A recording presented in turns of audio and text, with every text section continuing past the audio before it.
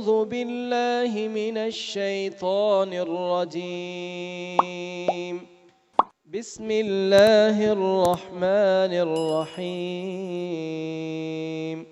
ہماری ترتیب یہ ہے، ہم پہلے ایک بار پڑھتے ہیں، آپ غور سے سنیں کون سا حرف لمبا ہو رہا ہے، کون سا لمبا نہیں ہو رہا، اور کون سا حرف موٹا ہو رہا ہے اور کہاں غنہ ہو رہا ہے. یہ آپ غور سے سنیں، پھر لفظ بائی لفظ پڑھا کر پھر اس کے بعد ترجمہ کیا جاتا ہے. یہ ترتیب چلتی ہے ہمارے ساتھ. سورۃ الاعلی. بسم اللہ الرحمن الرحیم. Listen. سبح اسم ربك الأعلى الذي خلق فسوى والذي قدر فهدى والذي أخرج المرعى فجعله غثاء أحوى سنقرئك فلا تنسى إلا ما شاء الله إنه يعلم الجهر وما يخفى ونيسرك لليسرى فذكر إن نفعت الذكرى سيذكر من يخشى ويتجنبها الأشقى الذي يصلى النار الكبرى ثم لا يموت فيها ولا يحيا قد أفلح من تزكى وذكر اسم ربه فصلى بل تؤثرون الحياة الدنيا والآخرة خير وأبقى إن هذا لفي الصحف الأولى صحف إبراهيم وموسى. جی اب میرے ساتھ پڑھیے. سبح اسم، کوئی بھی حرف جس کے اوپر زبر زیر پیش ہو اس کو لمبا نہیں کرتے، لیکن اگر زبر کے بعد الف ہو تو لمبا کرتے ہیں. ایک سیکنڈ. ایک الف. اگر زیر کے بعد یا ساکن ہو، جزم والی یا ہو، تو اس کو لمبا کرتے ہیں. ایک الف. اگر پیش کے بعد واو ساکن ہو تو اس کو لمبا کرتے ہیں. یعنی الف واو یا ہو تو پھر لمبا کرتے ہیں، ادروائز زبر زیر پیش کو لمبا نہیں کرتے. سبح اسم ربک را will be bold. را کو موٹا پڑھیں گے. را کے اوپر زبر یا پیش ہو تو اس کو موٹا پڑھتے ہیں، را کے نیچے زیر ہو تو اس کو باریک پڑھتے ہیں. ربک الاعلی. اعلی کی عین کو ذرا کلیئر دیکھیں. اعلی. عین ادا کرنے کا طریقہ یہ ہوتا ہے کہ زبان کی جڑ کو تالو کی طرف اٹھائیں. عین عین ایسے ادا ہوتی ہے. سبح اسم ربک الاعلی. یہ ہم جو بول رہے ہیں آپ کو پھر بتا رہا ہوں کہ یہ ریکارڈ ہو رہا ہے نا، تو آپ یوٹیوب چینل ضرور جو ہے وہ جوائن کریں اور اس میں اس کو دوبارہ سے سن لیں ان رولز کو، اور اس کو آپ کوشش کریں. ایک ہفتے کی کوشش کے بعد آپ کا تلفظ بہت بہتر ہو جائے گا. الذی خلق. ذال جو ہے اس کو نرم پڑھنا ہے. زبان کی نوک، دانتوں کی نوک یہاں سے ادا ہوتا ہے. الذی. یہاں ذی کیوں لمبا ہو رہا ہے؟ اس لیے کہ زیر کے بعد یا ساکن آ رہی ہے. دیکھیں. الذی خلق. ان میں سے کوئی حرف لمبا نہیں ہو رہا کیونکہ اس کے اوپر زبریں ہیں. خلق. خا اور قاف موٹے حروف ہیں.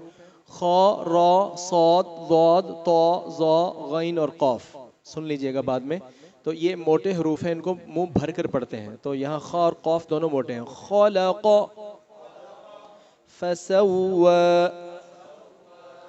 الذي خلق فسوى. کھڑی زبر کو ایک الف لمبا کرتے ہیں. فسوى. ایک الف اتنا ہوتا ہے جی، آپ مٹھی کو یعنی کھول کر بند کر دیں، یا اگر سلولی اس کو کھولیں ہی اور سلولی اس کو بند کریں، یا اس کو جلدی سے کھول کر بند کر دیں. تو 1 سیکنڈ کا تقریباً ڈیوریشن بنے گی. الذی خلق فسوى والذی. اب بتائیے ذی کیوں لمبا ہو رہا ہے؟ زیر کے بعد یا ساکن ہے, زال کے نیچے زیر ہے نا, اس کے بعد یا ساکن ہے.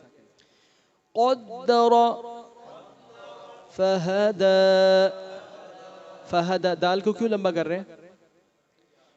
there is standing alif on it, اس پر کھڑی زبر ہے, اسمال الف بھی اس کو کہتے ہیں, چھوٹا الف. والذی قدر فہدى والذی اخرج المرعى. یہاں دیکھیں والذی زیادہ لمبا ہو رہا ہے, والذی. یہاں ایسے ہی حرف مدہ کے بعد پھر بتائیں گے حرف مدہ کیا ہوتا ہے, لیکن الف واو یا جو ہیں جب اپنے موافق حرکت کے بعد آئیں تو اس کو حرف مدہ کہتے ہیں. ایکسپلین بعد میں کروں گا. تو اس کے بعد جب اگلا لفظ جو ہے وہ سٹارٹ ہو رہا ہو الف زبر یا الف زیر یا الف پیش, اس کو حمزہ کہتے ہیں, الف حمزہ سے شروع ہو رہا ہو, وہاں مد ہوتی ہے. اس کو 3 سیکنڈ جو ہے وہ آپ نے لانگ کرنا ہوتا ہے, لمبا کرنا ہوتا ہے. 3 سیکنڈ کہہ لیں. والذی اخرج المرعى,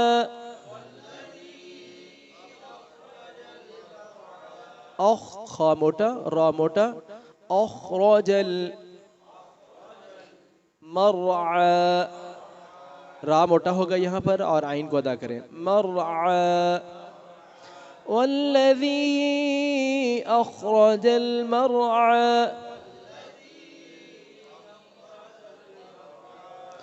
فجعله, فا جیم اور عین لام میں سے کسی کو لمبا نہیں کرنا, لیکن ہو کو لمبا کریں گے. کھڑی زبر, کھڑی زیر اور الٹا پیش, اس کو بھی ایک الف لمبا کرتے ہیں. فجعله, غثاء کے اوپر بڑی مد ہے, اس کو 3 سے 5 الف لمبا کریں گے. غثاء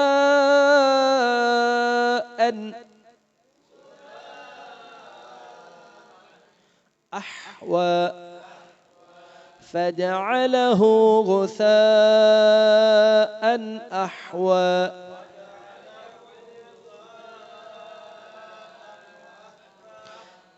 سنقرئک میں قاف پر آواز کو ہلانا ہے, اس آواز کے ہلانے کو قلقلہ کہتے ہیں.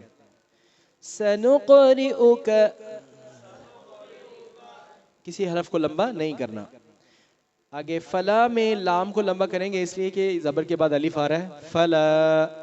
تنسا میں نون ساکن پہ نوز میں آواز لے کر جائیں گے. نون ساکن ہو یا نون تنوین ہو تو آواز کو ناک میں ہائیڈ کرتے ہیں, نوز میں آواز لے کے جائیں. تنسا. فلا تنسا,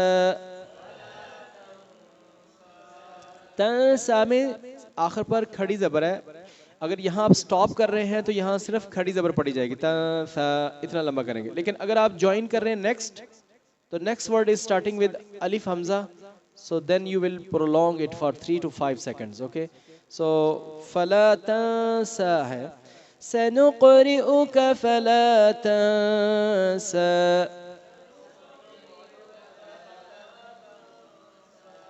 یہاں سٹاپ کیا تو ایک الف, لیکن اگر ملانا ہے آگے تو ایسے لمبا ہوگا.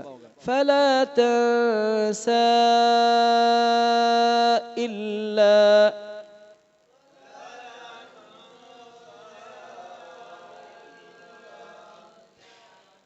الا ما شاء اللہ.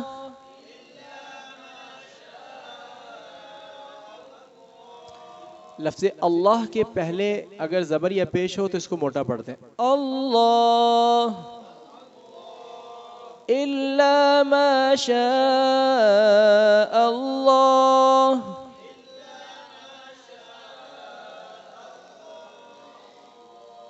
انہو, نون اور میم کے اوپر شد ہو تو غنہ ہوتا ہے. انہو.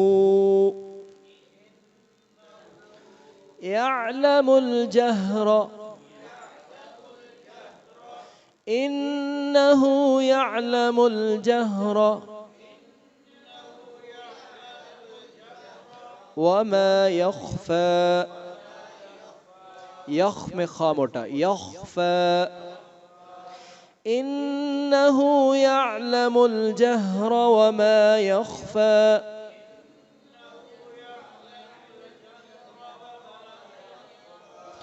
ونيسرك لليسرى فذكر إن نفعت الذكرى فذكر إن نفعت الذكرى سيذكر من يخشى.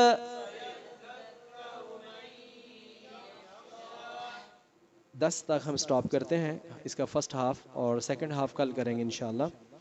تو اب آپ ایک بار سماعت کر لیں، پھر اس کے بعد ترجمہ. اب صرف سنیں گے. بسم اللہ الرحمن الرحیم. غور کیجئے. سبح اسم ربک الاعلی الذي خلق فسوى والذي قدر فهدى والذي أخرج المرعى فجعله غثاء أحوى سنقرئك فلا تنسى إلا ما شاء الله إنه يعلم الجهر وما يخفى ونيسرك لليسرى فذكر إن نفعت الذكرى سيذكر من يخشى. ترجمہ سماعت کریں. سبح تسبیح بیان کیجئے.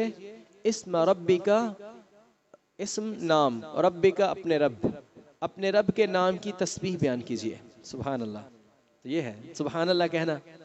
تو یہ ہے کہ سبح تسبیح بیان کی تو ہم کہتے ہیں سبحانہ.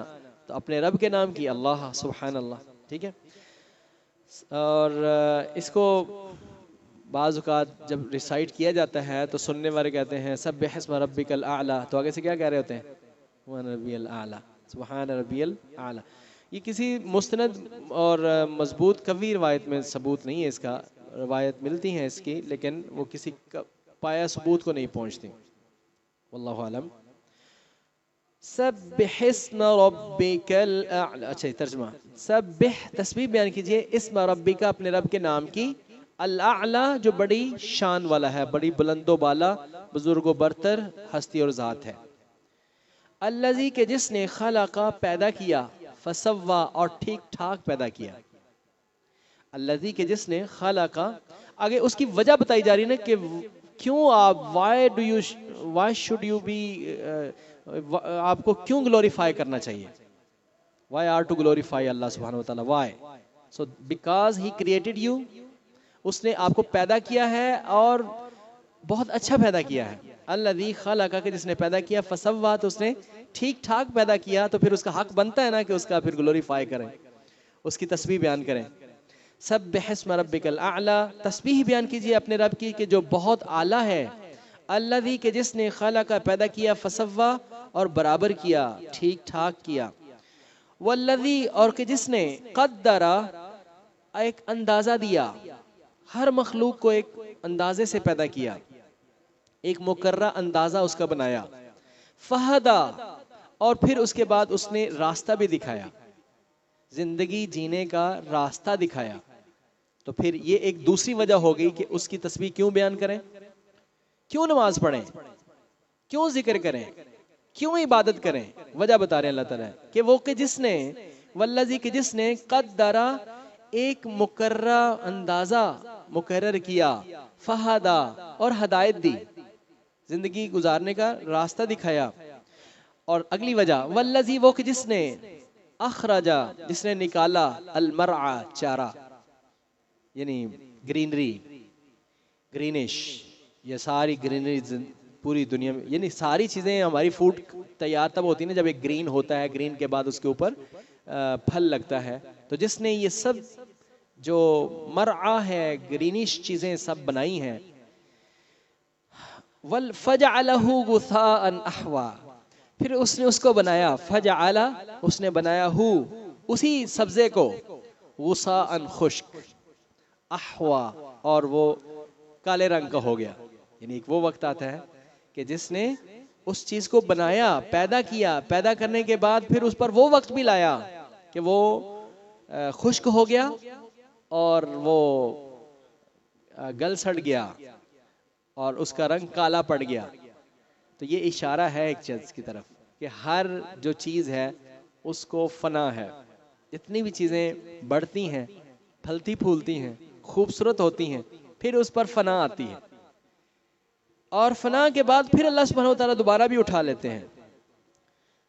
سَنُقْرِئُكَ فَلَا تَنْسَى، ان قریب آپ کو اللہ پڑھائے گا.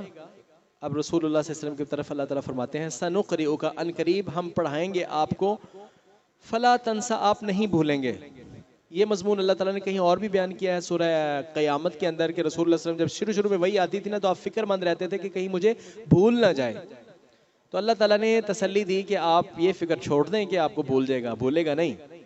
یہ ان علینا جمعہ و قرآن ثم ان علینا بیانہ، اس کو جمع کرنا آپ کے سینے میں بھی ہماری ذمہ داری ہے، اور اس کو آپ کو پڑھانا بھی ہماری ذمہ داری ہے، اس کو یاد کروانا بھی ہماری ذمہ داری ہے. تبھی جب جبریل امین علیہ السلام ایک بار ہی پڑھتے تھے تو رسول اللہ صلی اللہ علیہ وسلم کو وہ کبھی نہیں بولتا تھا، یاد رہتا تھا.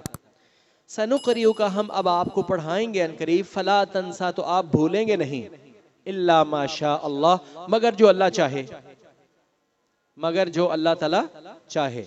تو یہ ہے کہ جو اللہ تعالیٰ بلانا چاہیں تو اللہ تعالیٰ وہ خود بلا سکتے ہیں، لیکن جو اللہ تعالیٰ آپ کو یاد کروا رہے ہیں کہ وہ آپ کو بولے گا نہیں. إِنَّهُ، بے شک وہ اللہ پاک، يَعْلَمُ، جانتا ہے، الجہرہ، ظاہری چیزوں کو بھی، وَمَا يَخْفَى، اور جو چھپی ہوئی ہے. یہ بڑی قابل غور بات ہے اور اس پر یقین پیدا کرنے کی بات ہے. اگر ہمیں اس کا یقین پیدا ہو جائے کہ ہمارا رب جان رہا ہے ہماری ہر چھپی کو اور ہماری ہر ظاہر بات کو، تو پھر ہم ڈریں اور ہم گناہ نہ کریں. اور آج کے اس زمانے میں کہ جس میں چھپ کر بہت سا سنا جا سکتا ہے، بہت کچھ دیکھا جا سکتا ہے، وہ پہلے ممکن نہیں تھا کہ سب برائی اور بے حیائی ایک ہاتھ میں آ گئی ہے، ایک ہاتھ میں.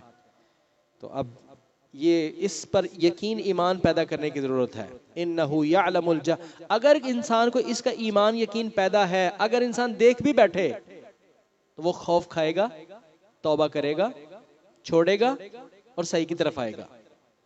لیکن اگر کوئی بندہ نہیں چھوڑ رہا، اس کو حیا پیدا نہیں ہو رہی، تو اس کی اس عقیدے میں خرابی ہے. اس کا یہ عقیدہ قرآن پر ٹھیک نہیں ہے. وہ یہ سمجھتا ہے کہ اللہ تعالیٰ نہیں دیکھ رہا. یہاں تو یہ لکھا ہونا کہ کیمرہ، خبردار کیمرے کی آنکھ آپ کو دیکھ رہی ہے، تو وہاں لوگ جو ہیں بچ کے کام نکل جاتے ہیں، آگے پیچھے ہو جاتے ہیں. ٹھیک ہے. یونیورسٹیوں کے دروازوں کے باہر لکھا ہونا جہاں کیمرہ اوپر لگا ہو وہاں وہ باز آتے ہیں. ٹھیک ہے نا. یہاں کیمرے کی آنکھ سے ڈرتے، اتنا بھی اللہ سے نہیں ڈرتے. آج کا مسلمان اتنا بھی اللہ تعالیٰ سے نہیں ڈرتا. کیوں؟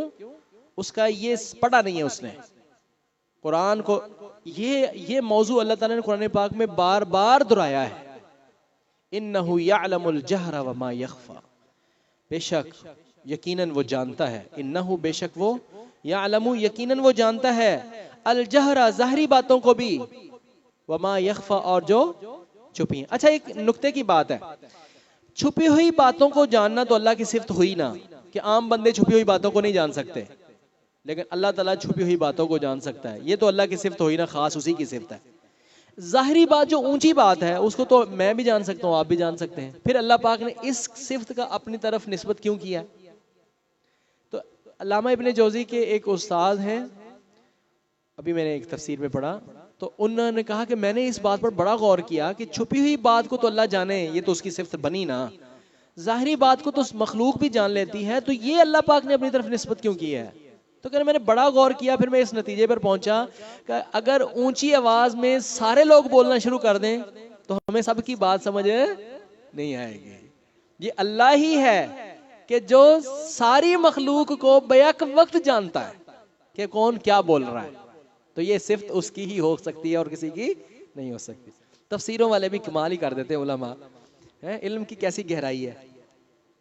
وَنُيَسِّرُكَ لِلْيُسْرَى، اور ہم آپ کے لیے آسان کر دیں گے. لِلْيُسْرَى، ہم آپ کو آسانی دیں گے. لِلْيُسْرَى، آسانی کی طرف، یعنی ہم آپ کی زندگی کو آسان بنا دیں گے، آسانیاں پیدا کر دیں گے. فذکر، تو آپ نصیحت کریں. ان نفعت الذکر، اگر نصیحت فائدہ دے. غور طلب ہے، دیکھیے فذکر، آپ نصیحت کریں، اس کو نصیحت کریں کہ ان اگر نفعت الذکر، نصیحت فائدہ دے. تو اگر نصیحت فائدہ نہ دے تو پھر نصیحت نہ کریں. اب یہ سوال ہے، جس کو نصیحت فائدہ نہ دے تو اس کو نصیحت کرنا چھوڑ دیں؟ نہیں چھوڑنا، کیونکہ ہمیں نہیں پتا کہ ہماری نصیحت فائدہ دے گی یا نہیں دے گی، تو ہمیں پھر دیتے رہنا چاہیے. نبی صلی اللہ علیہ وسلم کو اگر اللہ تعالیٰ بتا دیں کہ فلاں بندے کو ہدایت نہیں ملنی، تو وہاں پر اپنا ٹائم ویسٹ نہ کریں. وہ تو وہی بتا سکتی نا، اللہ ہی بتا سکتے نا کہ اس کو فائدہ نہیں دے گی. تو نبی صلی اللہ علیہ وسلم کو پتہ چل سکتا ہے نا، ہمیں تو نہیں پتہ چل سکتا. تو ہمیں نصیحت کرتے ہی رہنا چاہیے. ایک اس کی تفسیر یہ ہے، اور ایک میرے اور آپ کے لیے تفسیر یہ ہے کہ جب کوئی بندہ سمجھنا نہ چاہتا ہو اور وہ بحث بائے بحث اور صرف ضد اور سرکشی کر رہا ہو، تو اس موقع پر نصیحت نہ کریں، سٹاپ کریں، ایک دوسرے موقع پر نصیحت کریں. اس وقت یعنی موقع دیکھ لینا چاہیے، موقع دیکھ لینا چاہیے. ٹھیک ہے، موقع کی بات ہوتی ہے، تو لمحے کی ایک بات ہوتی ہے کہ جب فائدہ ہو اس وقت آپ نصیحت کریں. فذکر، آپ نصیحت کریں. ان اگر نفعت الذکر، نصیحت فائدہ دے. سیذکر من یخشی، ان قریب نصیحت پکڑے گا وہی من یخشی، جو ڈرتا ہے. جو اللہ سے ڈرنے والا ہے نا، وہی نصیحت پکڑے گا، باقی تو کسی کو کیا لگے. ٹھیک ہے نا. جو بندہ اچھا ہے، اچھا آپ باہر بھی کسی بندے کو نصیحت کر کے دیکھ لیں، ہر بندہ آپ کی بات کو نہیں مانے گا، لیکن جس کی تربیت اچھی ہوئی نا، جس کے ماں باپ اچھے تھے، جن کا گھر پڑھا لکھا ماحول ہے، آپ اس کو کہیں تو وہ آپ کی بات سن لے گا. اور نہ صحیح آپ گند پھیلانے پر ہی کسی کو کہہ دیں گے یار یہ آپ کیوں گند پھیلا رہے ہیں، تو آپ ہر کسی کو کہہ کے دیکھیں، ہر بندہ آپ کی بات کو قبول نہیں کرے. جو اچھا بندہ ہوگا نا، تو وہ آپ کو کہے گا ٹھیک ہے، شکریہ، تھینک یو، جزاک اللہ، وہ آپ کا شکریہ بھی ادا کرے گا اور کہے گا ہاں یار آپ نے صحیح کہا، میں نے کہا. تو جو بندہ اکھڑ ہے، جو وہ صلاحیت نہیں رکھتا، آپ اس کو کہیں گے تو وہ الٹا آپ کو کوئی سنا دے گا. تو اس قرآن سے بھی نصیحت وہی حاصل کرے گا من یخشا، جو خشیت رکھتا ہے. خشیت کا ایک مفہوم ہے، آخری بات سماعت کریں، بڑی نکتے علم کی بات ہے. خشیت کیا ہوتی ہے؟ خشیت کا مطلب خوف نہیں ہے، صرف اس کا مطلب خوف نہیں ہے. یخشا، جو ڈرتا ہے، خوف کا مارا نہیں. یہاں مفہوم کچھ اس طرح کا ہے، ہم نے جمعہ کے اندر بھی بیان کیا، ایک عالم صاحب کی کوٹیشن ہم نے کوٹ کی کہ خشیت یہ ہوتی ہے کہ جیسے کوئی بندہ کہے نا اس کو پکڑ لو، اگر میں کہوں اس کو پکڑ لو، تو اچھا یہ اس کو پکڑ لو، اور یہی بات اگر کوئی پولیس لے کر تھانے دار اور ایس ایچ او آیا ہوا ہو اور وہ ریٹ اپنی لگانے قائم کرنے آیا ہو اور وہ مجرم کو ڈھونڈ رہا ہو اور وہ کسی بندے کو اس کو پکڑ لو، وہ اگر کہہ دے تو اندر کی کیفیت کیا ہوگی؟ کپ کپی تاری ہوگی نا. یہی اگر ایک چیف آف آرمی سٹاف کہہ دے فلاں بندے کا جرم آ گیا سامنے، اس کو پکڑ لو، تھر تھلی اور مچ جائے گی نا. یعنی صاحب کلام کا سٹیٹس جتنا بڑھتا جاتا ہے اتنا ہی اس کی بات کا اثر بڑھتا جاتا ہے، اور اندر کی کیفیت کپ کپی کی اور ایک جو ڈر کی کیفیت ہے وہ بدلتی چلی جائے گی. اب یہ دنیا کا عہدہ جتنا بڑھتا جاتا ہے، جس کی طاقت بڑھتی جاتی ہے، اس کا نام سن کے اور اس کا کہنے سے کہ اس کو پکڑ لو، کیفیت بدلتی جاتی ہے. تو جب انسان کو معلوم ہو کہ اللہ کتنے جلال والا ہے اور کتنی طاقت والا ہے اور وہ کتنا بڑا ہے، اس کی جلال اور اس کی عظمت، اس کی کبریائی اور اس کی بڑائی اور اس کی پکڑ کا جس کو احساس ہے، وہ جب اپنے رب کی ایک بات کو، ڈراوے کو دیکھے گا نا کہ اللہ تعالیٰ عذاب کی بات کر رہے ہیں، تو وہ ڈر جائے گا، کب جائے گا، وہ کب کبھی اس پہ طاری ہو جائے گی. بلکہ اس کے قرآن میں اللہ تعالیٰ فرماتے ہیں تقشعر منہ جلود الذین یخشون ربہم، ان کی جلدیں کانپ جاتی ہیں، رونگٹے کھڑے ہو جاتے ہیں. ثم تلین جلودہم وقلوبہم الی ذکر اللہ، پھر ان کے تلین جلود، ان کی جلدیں اور ان کے قلوب، ان کے دل دہل جاتے ہیں، اس لیے کہ وہ اپنے رب کا جلال جانتے ہیں، اس کا سٹیٹس جانتے ہیں، اپنے رب کا تعارف رکھتے ہیں. ٹھیک ہے نا؟ تو یہ ہے اللہ تعالیٰ فرماتے ہیں اس قرآن سے نصیحت وہ پکڑے گا من یخشا، جس کے اندر یہ خشیت ہے، جس کے اندر یہ کیفیت نہیں ہے، اس کے اوپر کوئی اگلی آیت یہ ہے وَيَتَجَنَّبُهَا الْأَشْقَى، اس نصیحت سے دور رہے گا وہ جو بدبخت ہے. تو جو اس قرآن کی طرف آئے گا نا وہ وہی آئے گا جس کو اپنے رب کا احساس ہے. چلیں.